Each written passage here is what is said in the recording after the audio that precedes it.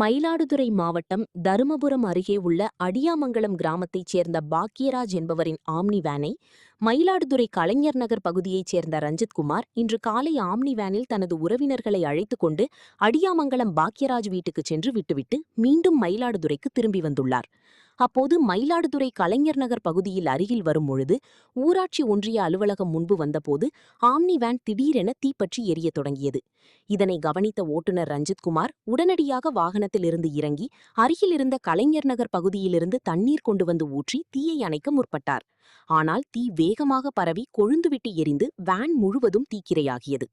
தகவலறிந்து சம்பவ இடத்திற்கு விரைந்து வந்த தீயணைப்புத் துறையினர் தீயை முழுவதுமாக அணைத்தனர். எனினும் அதற்குள் வேன் முழுவதும் எரிந்தது. இந்த சம்பவத்தின் போது வேனில் யாரும் இல்லாததால் பெரிய அசம்பாவிதம் தவிர்க்கப்பட்டது. ஆம்னி வேனில் ஒயர் பிரச்சனை ஏற்பட்டதால் தீ விபத்து ஏற்பட்டதாக ஓட்டுநர் ரஞ்சித்குமார் தெரிவித்தார். சாலை முழுவதும் புகை மண்டலமானதால் மயிலாடுதுறை கச்சேரி சாலையில் சுமார் அரை மணி நேரம் போக்குவரத்து பாதிப்பு ஏற்பட்டது.